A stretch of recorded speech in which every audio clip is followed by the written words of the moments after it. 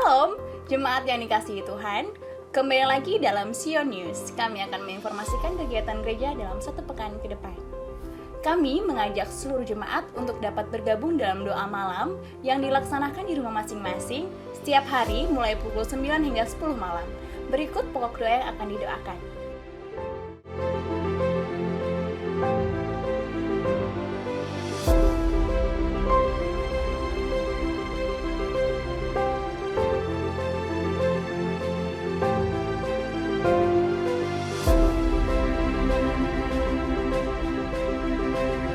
Ibadah pemuda dan remaja dilaksanakan secara online melalui YouTube channel DPAGBI setiap hari Sabtu jam 4 sore. Ibadah anak atau sekolah minggu dilaksanakan secara online melalui YouTube channel DPAGBI setiap hari Minggu jam 7 pagi. Ibadah raya minggu depan, tanggal 21 Juni 2020, dilaksanakan secara online melalui YouTube channel GBI Jemaat Sion pada pukul 10 pagi. Demikian Sion News edisi 14 Juni 2020. Sesaat lagi Anda akan bergabung bersama kami dalam ibadah raya GBI Jemaat Sion Banjarbaru. Mari siapkan hati dan pikiran kita untuk menyembah dalam roh dan kebenaran dimanapun Anda berada. Selamat beribadah, Tuhan Yesus memberkati.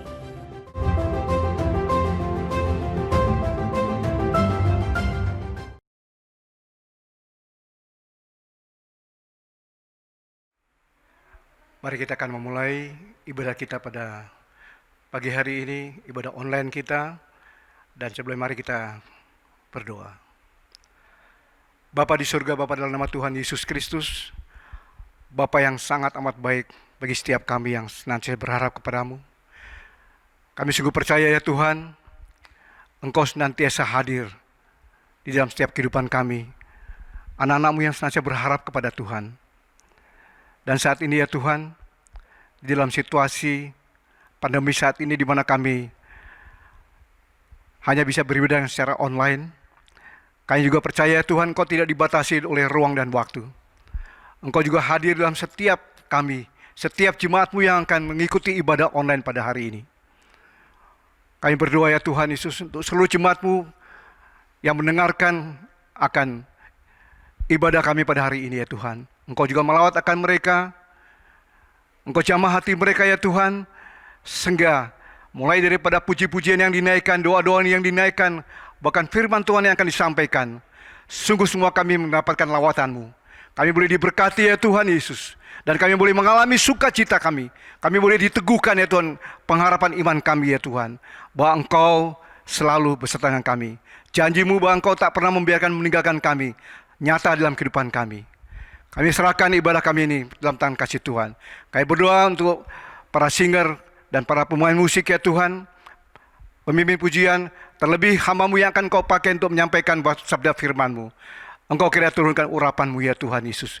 Kau merapi semua hamba-Mu ini ya Tuhan, sehingga setiap pelayanan yang dijalankan ya Tuhan, semuanya Tuhan Yesus, sungguh Engkau hadir, Engkau yang memakaikan mereka, dan Engkau yang akan memberkati setiap yang mendengarkannya. Terima kasih ya Aba ya Bapa, kami akan memulai ibadah kami pada hari ini. Kami buka di dalam nama Bapa, Anak dan Roh Kudus, di dalam nama Tuhan Yesus Kristus. Haleluya. Amin. Shalom, puji nama Tuhan. Oleh karena kasih dan oleh karena kemurahan Tuhan, kita ada pada saat hari ini. Kita bersyukur kita punya Allah, Dia Immanuel. Dia Allah yang menyertai kita. Dia Allah yang memimpin hidup kita. Bahkan Dia Allah yang boleh ada di setiap musim kehidupan kita. Oleh karena kasih dan kemurahan Tuhan, kami mau naikkan pujian syukur kami Tuhan. Kami mau menaikkan mezbah doa kami Bapa. Sebab Engkau Allah pemelihara hidup kami. Engkau Allah yang boleh ada bagi kami Tuhan. Terima kasih Bapa. Kami bawa Tuhan segenap hati kami. Dan kami bawa penyembahan kami di hadapan-Mu yang termanis. Buat puji hormat kemuliaan bagi-Mu. Haleluya.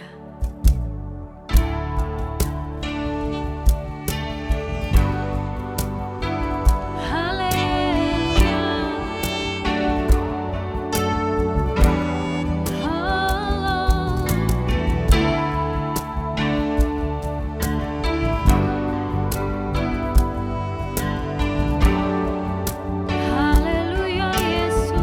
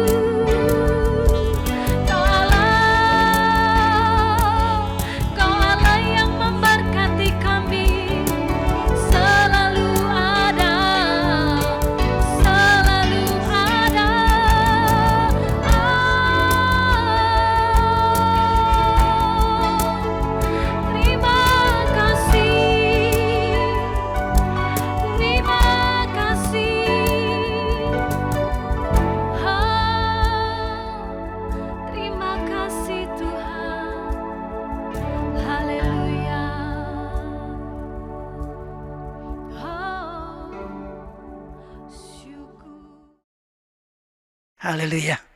Bapak Ibu yang dikasihi oleh Tuhan, mari kita berdiri semua dan kita akan berdoa untuk kebenaran firman Tuhan pada pagi hari ini. Bapa kami yang baik, Bapa yang kami kenal di dalam Tuhan Yesus Kristus, kami mengucap syukur kepadamu Tuhan, karena Tuhan memberikan kesempatan bagi kami untuk kami belajar bersama-sama tentang kebenaran firman-Mu.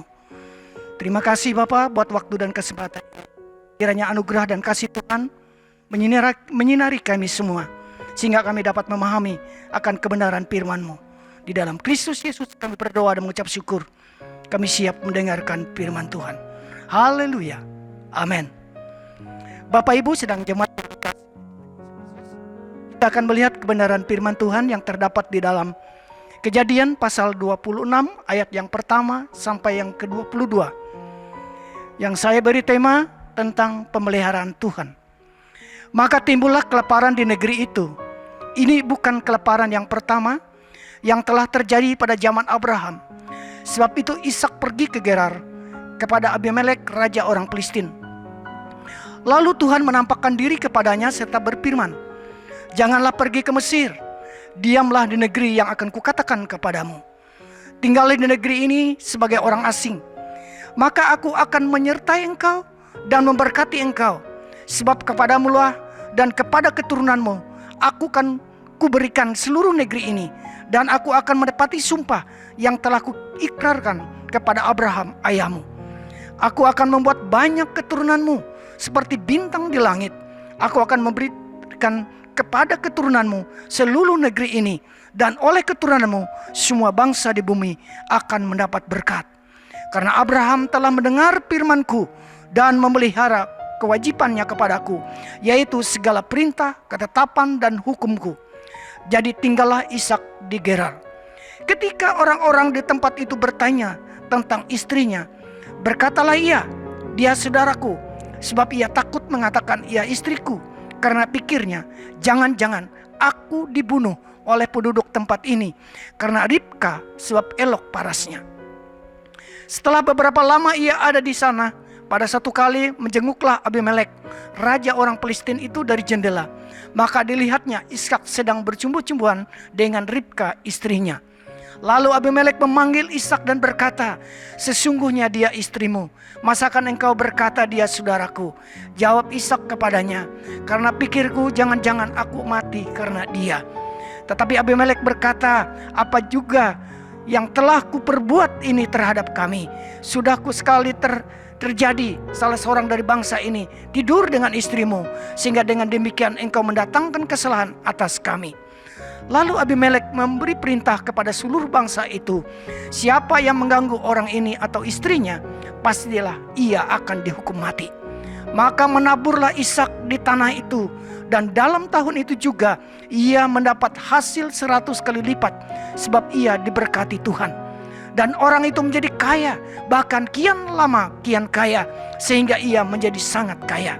Ia mempunyai kumpulan kambing domba dan lembu sapi serta banyak anak buah, sehingga orang Filistin itu cemburu kepadanya. Segala sumur yang digali dalam zaman Abraham ayahnya oleh hamba-hambanya ayahnya itu telah ditutup oleh orang Filistin dan ditimbun dengan tanah. Lalu kata Abimelek kepada Ishak, "Pergilah dari tengah-tengah kami, sebab engkau telah menjadi jauh lebih berkuasa daripada kami." Jadi pergilah Ishak dari situ, dan berkemahlah ia di lembah Gerar, dan ia menetap di situ.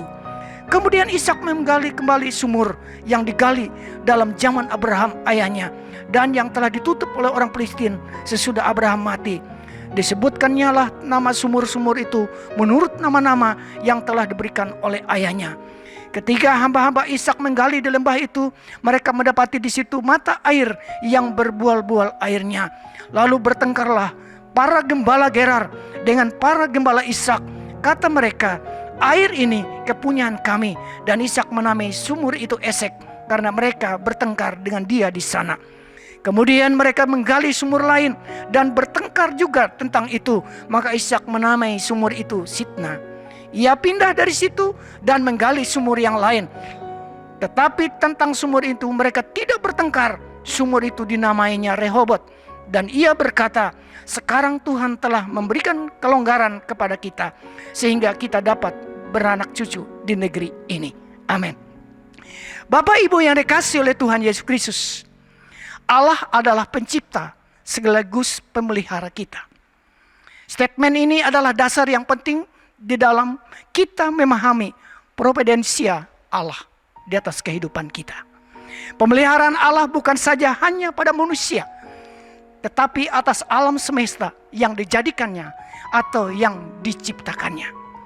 Matius pasal 6 ayat 26 sampai 29 berkata, "Pandanglah burung-burung di langit yang tidak menabur dan yang tidak menuai dan tidak mengumpulkan bekal dalam lumbung, namun diberi makan oleh Bapamu yang di surga. Bukankah kamu jauh melebihi burung-burung itu? Siapakah di antara kamu yang karena kekhawatirannya dapat menambah sehasta saja pada jalan hidupnya? Dan mengapa kamu khawatir akan pakaian? Perhatikanlah bunga bakung di ladang yang tumbuh tanpa bekerja, tanpa memintal. Namun aku berkata kepadamu, Salomo dalam segala kemegahannya pun tidak berpakaian seindah salah satu dari bunga itu." Bapak Ibu yang dikasihi oleh Tuhan Yesus Kristus, memang tidak mudah untuk kita dapat memahami pemeliharaan Allah. Itu yang dialami oleh bangsa Israel. Bangsa Israel sebagai umat pilihan Tuhan berkali-kali gagal mengerti akan pemeliharaan Tuhan. Bukankah Allah telah memelihara, menjaga hidup mereka selama 40 tahun di padang gurun dan memasuki tanah perjanjian? Namun di tanah perjanjian mereka harus tetap bergumul tentang pemeliharaan Tuhan di atas hidup mereka. Bapak Ibu yang kasih oleh Tuhan Yesus Kristus, kegagalan dalam memahami akan pemeliharaan Tuhan bukan saja dialami oleh bangsa Israel sebagai bagian daripada sejarah yang ada di dalam Alkitab, tetapi juga dalam kehidupan gereja Tuhan, pribadi orang Kristen di akhir zaman ini. Di tengah krisis global yang diakibatkan oleh adanya pandemi COVID-19 ini, yang melanda hampir semua negara sekarang ini, banyak orang yang meramalkan bahwa banyak negara yang akan mengalami resesi ekonomi untuk beberapa bulan ke depan. Pertanyaannya bagi kita, Bapak Ibu yang kasih oleh Tuhan, bagaimana sikap kita sebagai orang Kristen dalam menghadapi krisis ini? Untuk ini Bapak Ibu yang kasih oleh Tuhan, kita akan belajar melalui kehidupan Ishak dan langkah-langkah apa yang dia ambil di dalam menghadapi krisis ini. Diceritakan di dalam Kejadian pasal yang ke-26 ini, Ishak mengalami krisis dengan terjadinya kelaparan yang terjadi di Gerar. Secara logika manusia, tidak mungkin Ishak bisa terlepas dari masalah kelaparan yang telah terjadi. Tetapi Alkitab mencatat, Bapak Ibu yang kasih oleh Tuhan, di tengah-tengah masa kelaparan yang terjadi, Ishak dipelihara oleh Tuhan secara luar biasa. Lalu rahasia apa pemeliharaan Tuhan dalam kehidupan Ishak? Ini yang kita akan pelajari satu persatu pada saat sekarang ini. Yang pertama yang saya lihat adalah di ayat yang pertama sampai ke-6. Maka timbullah kelaparan di negeri itu. Ini bukan kelaparan yang pertama yang telah terjadi dalam zaman Abraham. Sebab itu Ishak pergi ke Gerar kepada Abimelek raja orang Filistin. Lalu Tuhan menampakkan dirinya kepadanya serta berfirman, "Janganlah pergi ke Mesir, diamlah di negeri yang kukatakan kepadamu. Tinggallah di negeri ini sebagai orang asing. Maka aku akan menyertai engkau dan memberkati engkau. Sebab kepadamulah dan kepada keturunanmu aku akan," saya ulangi, "akan keturunanmu akan kuberikan seluruh negeri ini, dan aku akan menepati sumpah yang telah kuikrarkan kepada Abraham ayahmu. Aku akan membuat banyak keturunanmu seperti bintang di langit. Aku akan memberikan kepada keturunanmu semua bangsa di bumi akan mendapat berkat. Karena Abraham telah mendengar firmanku dan memelihara kewajiban kepadaku, yaitu segala perintah, ketetapan dan hukumku. Jadi tinggallah Ishak di Gerar." Yang pertama, Bapak Ibu yang kasih oleh Tuhan, Ishak belajar hidup dalam ketaatan. Rencana Tuhan dalam hidup orang percaya adalah supaya kita hidup terus-menerus ke tingkat yang lebih tinggi. Namun seberapa tingginya kita bisa naik dalam kehidupan ini, semuanya berkaitan langsung dengan seberapa taatnya kita terhadap firman Tuhan. Dalam ayat 2 dikatakan, lalu Tuhan menampakkan diri kepadanya serta berfirman, janganlah pergi ke Mesir, diamlah di negeri yang akan kukatakan kepadamu. Dari ayat ini Bapak Ibu yang kasih oleh Tuhan, jelas sekali bahwa pemeliharaan Allah dalam hidup Ishak diawali dengan dia mendengar firman Tuhan dan meresponkannya dengan baik. Ishak merespon dengan baik perintah Tuhan. Ia mentaatinya. Jadi tinggallah Ishak di Gerar. Dikatakan di dalam ayat yang ke-6. Saat Tuhan memberikan perintah agar jangan pergi ke Mesir, Ishak tidak membantah dan bertanya kepada Tuhan. Ishak hanya tunduk dan taat akan perintah Tuhan. Inilah kunci hidup dalam pemeliharaan Tuhan, adalah taat dan setia. Pada saat Allah melarang Ishak pergi ke Mesir, bukan tanpa alasan. Mesir pada waktu itu adalah negara yang kuat, negara yang maju, sedangkan di Gerar sedang terjadi kelaparan. Tuhan ingin mengajarkan kepada Ishak untuk tidak bersandar kepada kekuatan manusia. Allah ingin mengajarkan kepada Ishak bahwa dialah Allah yang sanggup memelihara hidupnya, dan Allah punya rencana untuk masa depan Ishak. Mengapa dia disuruh diam di Gerar? Kita lihat ayat keempat dikatakan, aku akan membuat banyak keturunanmu seperti bintang di langit. Aku akan beri kepada keturunanmu seluruh negeri ini, dan oleh keturunanmu semua bangsa di bumi akan mendapat berkat. Luar biasa Bapak Ibu kasih oleh Tuhan. Bahkan Ulangan pasal 28 ayat 1-2 berkata, jika engkau baik-baik mendengarkan suara Tuhan Allahmu dan melakukan segala perintahnya yang kusampaikan kepadamu pada hari ini, maka Tuhan Allahmu akan mengangkat engkau di atas segala bangsa di bumi. Segala berkat ini akan datang kepadamu menjadi bagianmu jika engkau mendengarkan suara Tuhan Allahmu. Saudaraku yang dikasihi oleh Tuhan Yesus Kristus, di sepanjang kehidupan Tuhan berurusan dengan kita tentang hal-hal yang mesti kita lakukan atau hal-hal yang mesti kita perbaiki. Itu bisa berupa teguran atau peringatan yang disampaikan bisa melalui hati nurani kita, atau juga bisa lewat kebenaran firman-Nya. Jika Allah memerintahkan sesuatu untuk kita lakukan, belajarlah untuk taat. Lakukan saja, karena segala sesuatu yang Tuhan beritahukan, segala sesuatu yang Tuhan perintahkan dalam hidup kita, itu adalah untuk kebaikan kita. Inilah poin yang pertama. Sedangkan poin yang kedua, kita bisa lihat di dalam ayat yang ke-12 sampai yang ke-13. Dikatakan firman Tuhan, maka menaburlah Ishak di tanah itu, dan dalam tahun itu juga ia mendapat hasil 100 kali lipat, sebab ia diberkati Tuhan. Dan orang itu menjadi kaya, bahkan kian lama kian kaya, sehingga ia menjadi sangat kaya. Bagian yang kedua Bapak Ibu yang kasih oleh Tuhan, rahasia pemeliharaan Tuhan di dalam hidup Ishak adalah Ishak menabur di masa kelaparan. Dalam kondisi yang sepertinya tidak memungkinkan untuk dia memperoleh hasil, tetapi Ishak tetap menabur. Untuk mengalami pemeliharaan Tuhan, kita mesti mengerjakan yang menjadi bagian kita, dan Allah melakukan yang menjadi bagiannya. Satu prinsip yang perlu kita tanam di dalam hati dan pikiran kita adalah, memang benar Allah memelihara burung di udara, tetapi Allah tidak pernah menaruh makanan di sarang burung. Allah dalam pemeliharaannya ingin memberkati kita, tetapi ingat, Allah tidak mau kita berpangku tangan. Kita mesti mengerjakan yang menjadi bagian kita. Ada janji pembelian Tuhan Bapak Ibu kasih di Tuhan di atas hidup orang percaya, termasuk dalam menghadapi pandemi COVID-19 ini.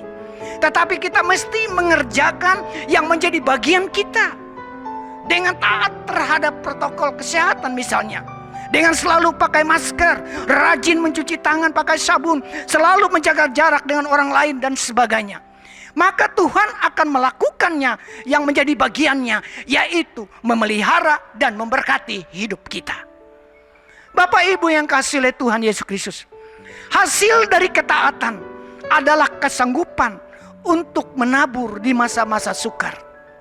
Jika sesuatu yang ada di tangan kita itu tidak cukup untuk memenuhi kebutuhan kita, maka jadikan itu sebagai benih untuk kita tabur.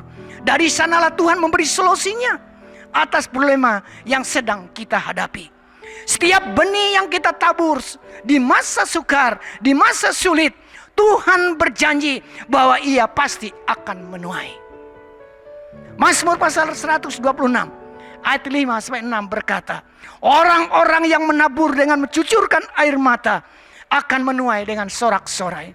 Orang-orang yang berjalan maju dengan menangis sambil menabur benih pasti pulang dengan sorak-sorai sambil membawa berkas-berkasnya. Bapak Ibu yang kasih oleh Tuhan, ada contoh dalam Alkitab tentang seorang janda miskin yang ada di Sarpat, yang dipelihara oleh Tuhan di masa kelaparan. Rahasianya, dia menabur dalam kekurangannya. Dia melayani, memberi makan Nabi Elia dengan segenggam tepung dan sedikit minyak dalam buli-buli. Hasilnya, ia menuai dengan kelimpahan yang luar biasa. Tepung dan minyak tidak habis-habisnya, karena dia mendahulukan Tuhan di dalam hidupnya. Itu poin yang kedua. Bagian yang ketiga, kita lihat di dalam ayat yang ke-18 sampai yang ke-22. Kemudian Ishak menggali kembali sumur-sumur yang digali dalam zaman Abraham, ayahnya, dan yang telah ditutup oleh orang Filistin sesudah Abraham mati. Disebutnya lah nama sumur-sumur itu menurut nama-nama yang telah diberikan oleh ayahnya. Ketika hamba-hamba Ishak menggali di lembah itu, mereka mendapati di situ mata air yang berbual-bual airnya. Lalu bertengkarlah para gembala Geral dengan para gembala Ishak. Kata mereka, air ini kepunyaan kami. Dan Ishak menamai sumur itu Esek, karena mereka bertengkar dengan dia di sana. Kemudian mereka menggali sumur lain, dan mereka bertengkar juga tentang itu. Maka Ishak menamai sumur itu Sitna. Ia pindah dari situ dan menggali sumur yang lain lagi. Tetapi tentang sumur ini mereka tidak bertengkar. Sumur ini dinamainya Rehobot. Dan ia berkata, sekarang Tuhan telah memberikan kelonggaran kepada kita, sehingga kita dapat beranak cucu di negeri ini.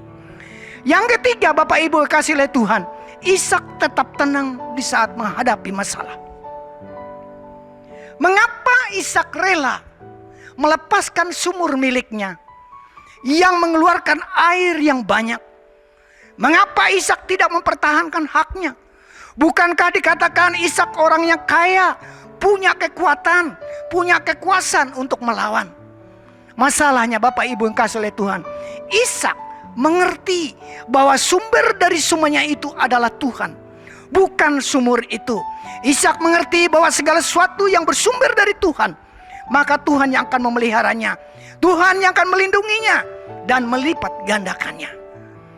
Bapak Ibu yang kasih oleh Tuhan, Ishak menggali sumur dikatakan, dan sumur itu direbut dengan semena-mena oleh orang Filistin. Itu terjadi berkali-kali. Ishak menghindari diri dari pertengkaran. Namun saat Ishak menggali sumur yang lain, orang Filistin tidak lagi merebutnya, karena mereka melihat adanya penyertaan Tuhan di dalam hidup Ishak. Ishak menamai sumur itu Rehobot, yang artinya ruang yang luas untuk bergerak. Artinya Bapak Ibu yang kasih oleh Tuhan, ada buah dari kesabaran Ishak. Tuhan memberikan kesempatan bagi dia mengembangkan kapasitasnya. Ada kepercayaan yang meningkat dari Tuhan untuk dia makin naik menjadi orang yang kaya raya. Karena dari kekayaannya Ishak memuliakan Tuhan di dalam hidupnya. Bapak Ibu yang kasih oleh Tuhan Yesus, maukah kita dibawa Tuhan ke level ini? Di mana ketika hak Anda dirampasi orang lain dengan semena-mena, apakah Anda tetap tenang? Anda tidak marah? Anda berusaha untuk menghindari pertengkaran dengan memberi maaf dan pengampunan kepada orang tersebut? Kalau jawaban Anda iya, berarti Anda mau belajar memelihara hubungan yang baik dengan Tuhan dan sesama. Maka damai sejahtera Kristus memelihara hidup saudara. Ini janji Tuhan di dalam hidup saudara. Coba kita lihat di dalam Yeremia pasal yang ke-33 ayat yang ke-6. Apa dikata firman Tuhan? Sesungguhnya aku akan mendatangkan kepada mereka kesehatan dan kesembuhan. Dan aku akan menyembuhkan mereka dan akan menyingkapkan kepada mereka kesejahteraan dan keamanan yang berlimpah-limpah. Haleluya, Bapak Ibu kasih oleh Tuhan. Orang yang sadar akan pemeliharaan Tuhan di dalam hidupnya akan mampu mengucap syukur akan apa yang Tuhan perkenankan terjadi di atas hidupnya. Baik ketika sakit maupun sehat. Ketika berkecupan atau kekurangan, dia akan tetap menjaga hidup yang benar, yang berkenan kepada Tuhan, dan terus melakukan kehendak Tuhan di atas hidupnya. Inilah kebenaran firman Tuhan pada pagi hari ini yang dapat saya sampaikan kepada kita semua. Kiranya memberkati hidup saudara dan saya. Yang berbahagia mereka yang mendengarkan kebenaran firman Tuhan serta melakukan di dalam kehidupannya hari lepas hari. Haleluya. Amin.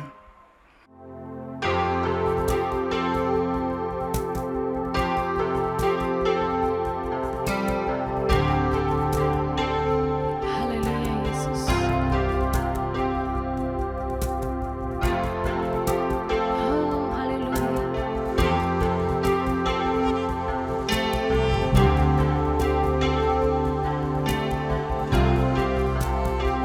Ku yakin Kau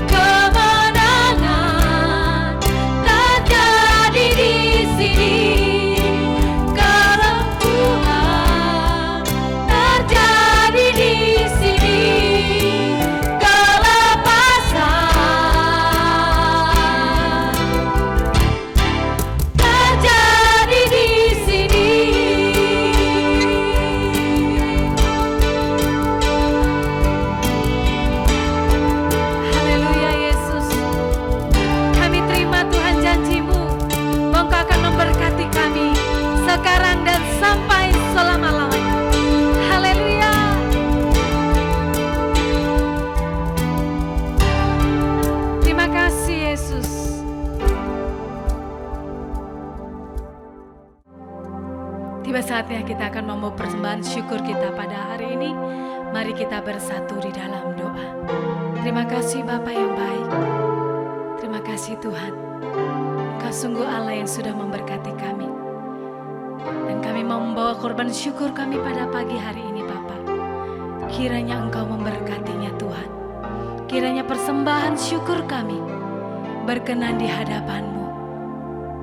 Dan kami percaya Tuhan, berkat-Mu akan menyertai setiap kehidupan kami. Kami siap untuk memberi di dalam nama Tuhan Yesus Kristus. Haleluya. Amin.